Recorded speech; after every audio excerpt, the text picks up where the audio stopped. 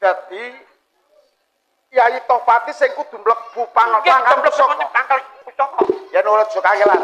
Timbalono kandhane Topati. Sampun bareng sehat-sehat.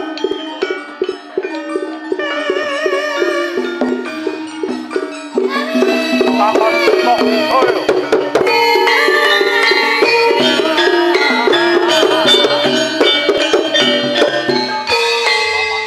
Yai Topat atus budi lagi opo wae sliram. Kang Mas, kula menembe kemawon layah nanging Paman Walutu nimbali dumateng kula wonten menapa? Wayah dudu wayah. Yai. Saiki aku wis ngerti bab sedane Rama Prabu Kenaro. Sampeyan sampun ngertos bab sedane Rama Kenaro. Iya. Sinten ingkang percaya, Pak?